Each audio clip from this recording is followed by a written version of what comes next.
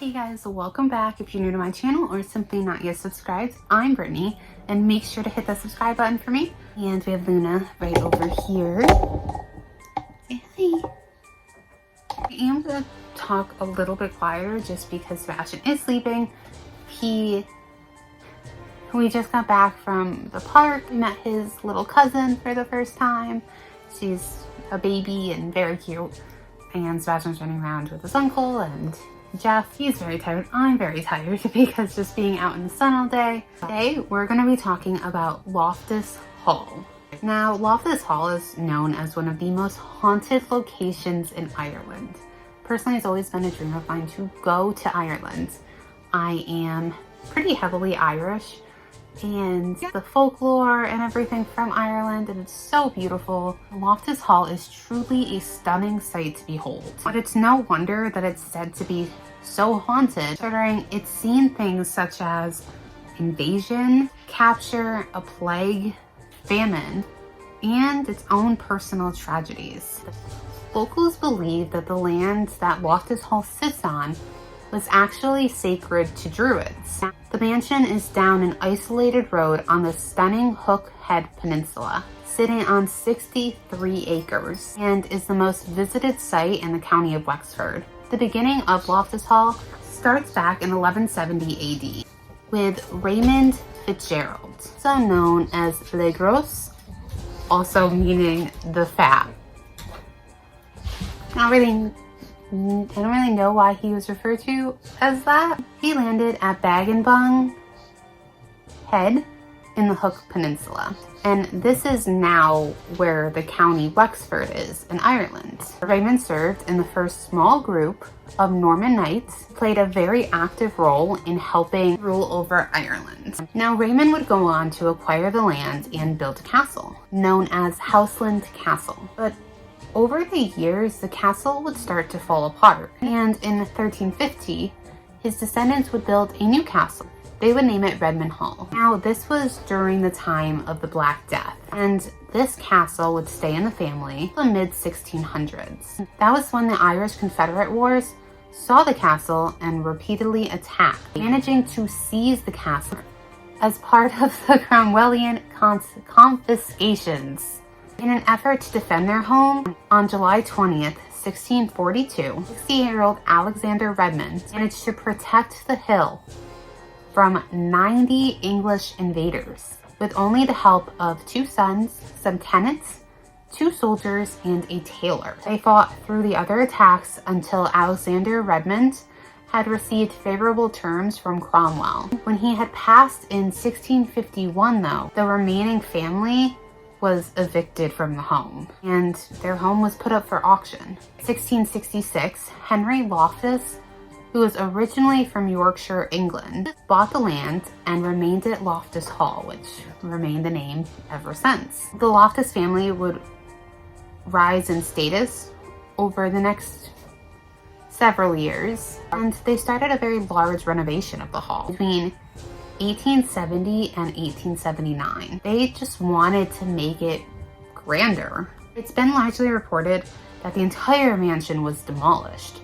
However, there is proof that a lot of the original structure from the hall is still there and was utilized and worked into the current mansion. Absolutely no expense was spared in the rebuilding of this magnificent place, and out came a 3-story mansion with a balustraded parapet, ornate mosaic flooring, and a stunning grand staircase that was hand carved by Italian craftsmen. In the mid-1600s, Charles Tottenham would go on to marry Anne Loftus, and they would go on to have 6 children, 4 boys and 2 girls. The girls' names were Elizabeth and Anne. So their daughter Anne was obviously named after their mother. So Anne, mother, would end up passing due to an illness while her daughters were still young. But only 2 years later, her husband, Charles Tottenham, would go on to marry his cousin, Jane Cliffs, which, let's remember, back in the day, it was pretty normal to marry family which like now we know that that's not okay and can cause so many medical issues. And to us, it's disturbing, but back then it was decently normal. So Charles, Jane, and Anne would all continue to call Loftus Hall their home. One night there was this horrible storm. A ship docked on the Hook Peninsula. A young man from the ship went to Loftus Hall and he asked if he could take shelter from the storm there. Now, they were pretty used to this because of how bad the storms would get and how rough the water was around South Wexford coast. It would usually ground the ships on the shore, or the rocks surrounding it would lead to shipwrecks. He welcomed the man in with open arms, and he ended up staying there for several weeks. At this point, Anne was a young woman. Anne would actually end up falling in love with this man. They would spend several hours just talking in the tapestry room. And one evening, Anne, the man, and other guests were playing cards. She had dropped one of her cards, so she leaned under the table to grab it, which is pretty natural. Like, you drop something, you reach to grab it. But when she looked under the table to grab her card, she was horrified because the man that she loved, she looked at his feet, and where feet should have been were actually hooves, cloven hooves. She screamed because, you know, what would you do if you saw that? And this had caused the man to expose himself as the devil. The man then, or the devil, had transformed into a ball of fire and shot directly up through the roof. After this, Anne went into a state of shock and she never recovered. I mean, she fell in love with this guy to find out that he was the devil, and then he just disappeared, and then he just nothing, I guess. Her mental state started rapidly deteriorating. Back in the day, mental illness was something that was not taken lightly, but not in the sense of like you should, you know, get help and take care of yourself, and it's like, I don't want to say normal, but it's not something that was taken care of appropriately. It was, people were ashamed to have family members with mental illnesses. So she was locked away. They confined her to the tapestry room where she would remain until she had died in 1775. It said that from this moment on, like after her death, that Anne was just never able to rest in peace because since she died, poltergeist-like activity engulfed the house. It got so bad that several Protestant clergymen were summoned by the family to put a stop to it, but nothing worked. The family even called on Father Thomas Broders, who was a Catholic priest. It said that he was actually successful in cleansing the home from all of the negative forces. However, not all of the paranormal activity stopped. Some believe that the account of the cloven hoofs and the devil through the roof was actually made up by the Loftus family to try to keep other visitors and beggars from the hall. However, I'm not quite sure why they would do that, because they were known for welcoming strangers into their home, and they had quite a large home, so they were able to comfortably do that. Along with a hole in the roof where it said that the devil had shot through, it's never been able to be repaired despite several tries. It's never been able to be repaired despite several tries to repair it. This kind of seems like nothing worked, which I think that in itself says something and proves some credibility to their story. Another account states that the stranger had asked Anne's father for her hand in marriage, and the father refused.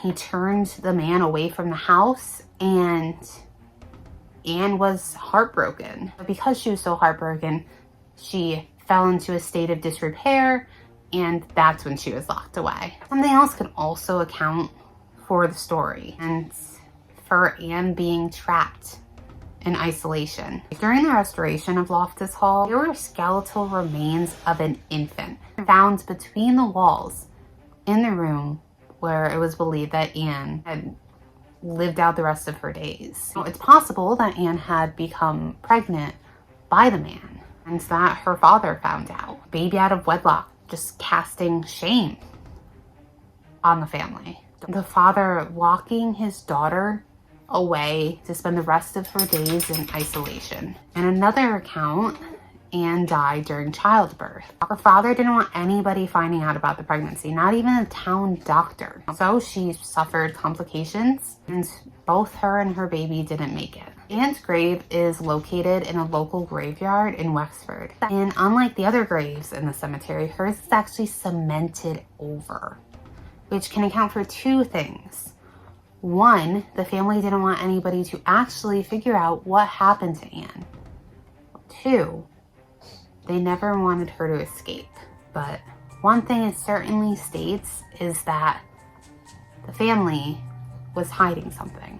The mansion has its fair share of paranormal activity. In 2014, there was a visitor who was taking a tour of Loftus Hall, and he captured a haunted image on his camera. The image proceeded to go viral. The man was 21-year-old Thomas Beavis, who said he was browsing through photos on his camera when he noticed the ghostly figures of a young woman and an older figure roaming the home. Since Anne's death, there's been numerous reports of a dark figure roaming the home. Then temperature drops recorded, spikes in the electromagnetic field, and people have heard tapping noises, all coinciding with paranormal activity, right? In the early 20th century, the Loftus family would go bankrupt. The death of the last Loftus family member, Loftus Hall was taken over by who lived there from 1935 to 1937. Sisters of Providence converted it into a convent and a school for young girls who wanted to join the order,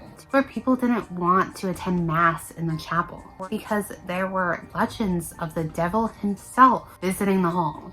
In 1983, Loftus Hall was purchased by Michael Devereux, who opened the Loftus Hall Hotel. Michael died in the hall. The wife had a really hard time for the years following, running the hotel by herself. So one day, she just left. No explanation, and she took nothing with her. Loftus Hall went up for sale again in 2020 for €2.5 million. Would you go and would you stay at a place where the devil was known to walk? I would love to visit here. I do think it's incredibly sad about the baby.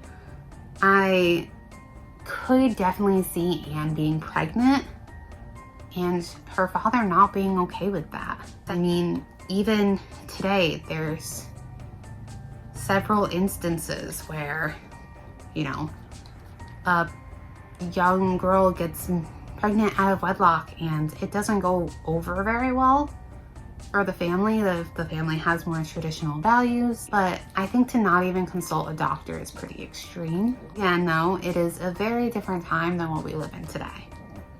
Let me know if you guys have ever visited Loftus Hall, and if you have any stories you'd like to share about it. I would love to hear them. I do have a specific email if you ever want to send your own paranormal experiences in.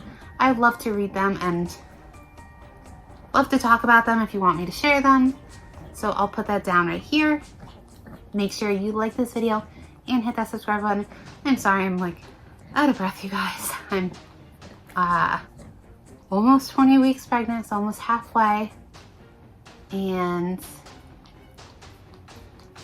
talking lower because of Sebastian, but talking lower makes me exert more energy than talking at my normal voice because I have to, or normal volume, because I have to pay more attention to it. But if you guys could like the video and hit that subscribe button for me, it would help me out so much. Until next time, I love you guys. Bye.